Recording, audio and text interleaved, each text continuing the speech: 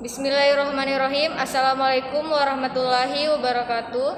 Perkenalkan, kami dari kelompok 11. Nama saya Nur Hidayah dengan NIM 202101010168 dan teman saya yang bernama Ika Mulyani dengan NIM 202105010167. Materi yang akan kami jelaskan berjudul akuntansi liabilitas.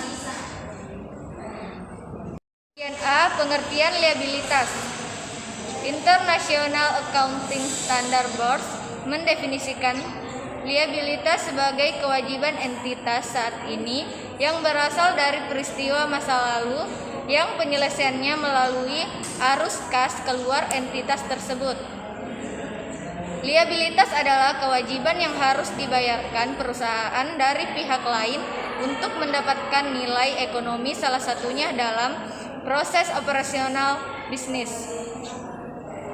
Dalam akuntansi, liabilitas berbanding terbalik dengan aset.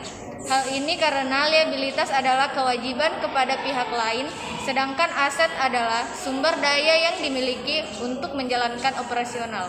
Itu perubahan liabilitas juga bisa dianalisis melalui persamaan dasar akuntansi, di mana persamaan adalah aset sama dengan liabilitas tambah ekuitas atau modal.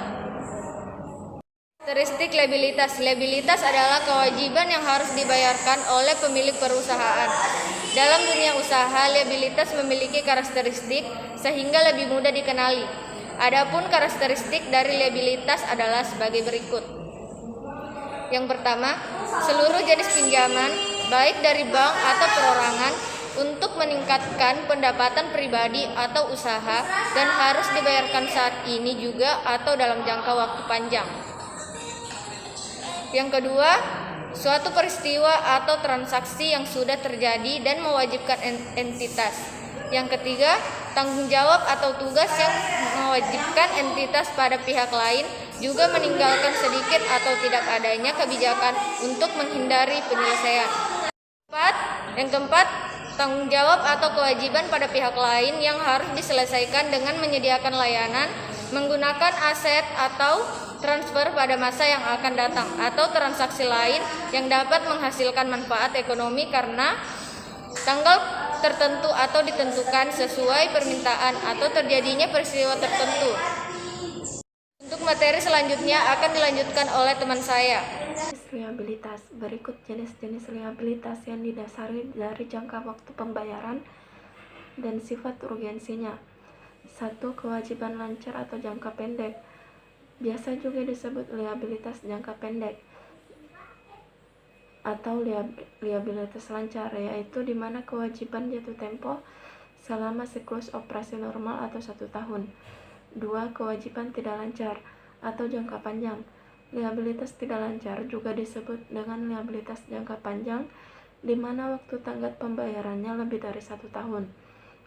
Biasanya dalam liabilitas jangka panjang terdapat restriksi atau batasan yang berguna untuk memberikan perlindungan antara peminjam maupun pihak yang dipinjamkan. 3. Kewajiban kontingensi atau likuiditas kontingensi. Biasanya dikatakan kewajiban berdasarkan kejadian luar biasa.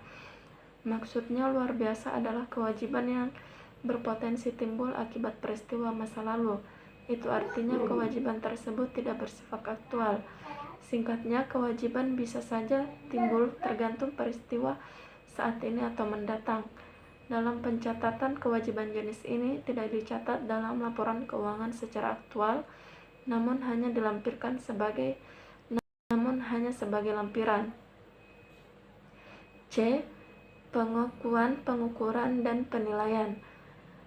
1. Pengakuan. Pengakuan lebih berkaitan dengan pedoman umum untuk memenuhi karakteristik kualitatif informasi, sehingga elemen laporan keuangan hanya dapat diakui bila kriteria definisi relevans, reliable, dan keterukuran terpenuhi. Dalam hal ini, kewajiban kaidah pengukuran adalah prosedur aplikasi untuk menandai bahwa kewajiban telah mengikat, sehingga suatu kewajiban dapat dibukukan atau dicatat. Kami memberikan 4 kaidah pengakuan untuk menunjukkan pengakuan kewajiban, yaitu 1. Ketersediaan dasar hukum. 2. Penerapan konsep dasar konservatisme. 3. Substansi ekonomi transaksi. Dan 4. Keterukuran nilai. 2. Pengukuran. Berikut ini adalah hal-hal yang perlu diperhatikan dalam pengukuran. 1. Kewajiban dalam pembelian kredit. 2. Diskon atau premium utang obligasi. 3. Diskon obligasi dilaporkan sebagai pengurangan nilai nominal dalam obligasi di neraca. 4. Premium obligasi apabila belum diamortasi merupakan utang. 5. Kewajiban moneter dan non-moneter. Kewajiban moneter merupakan kewajiban yang pengorbanan sumber ekonomi masa yang akan datang berupa kas dengan jumlah rupiah dan saat yang pasti. Sedangkan kewajiban non-moneter adalah kewajiban untuk menyediakan barang dan jasa dengan jumlah dan saat yang cukup pasti yang biasanya timbul karena penerimaan pembayaran di muka untuk barang dan jasa tersebut. 3. Penilaian. Penilaian mengacu pada penentuan nilai keharusan sekarang pada setiap saat antara terjadinya kewajiban sampai dilunasinya kewajiban. Makin mendekati saat jatuh tempo, nilai kewajiban akan makin mendekati nilai nominal kewajiban. Dengan kata lain, penilaian adalah penentuan nilai sekarang kewajiban. Penilaian kewajiban pada saat tertentu adalah penentuan jumlah rupiah yang harus dikorbankan seandainya pada saat tersebut kewajiban harus dilunasi. Dengan kata lain, penilaian adalah untuk itu kewajiban moneter. Nilai sekarang biasanya ditentukan atas dasar aliran kas keluar di masa mendatang didiskon dengan tingkat bunga pasar sebagai tarif diskon.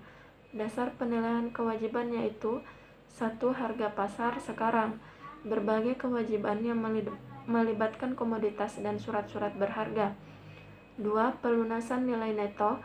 Berbagai kewajiban yang melibatkan jumlah rupiah yang cukup pasti tetapi waktu pelunasannya tidak cukup pasti. 3. Nilai diskonan. Aliran kas masa mendatang. Kewajiban moneter jangka panjang jumlah rupiah maupun saat pembayarannya cukup pasti. Itulah sekian materi dari kami. Wabillahi taufiq wal hidayah. Wassalamualaikum warahmatullahi wabarakatuh.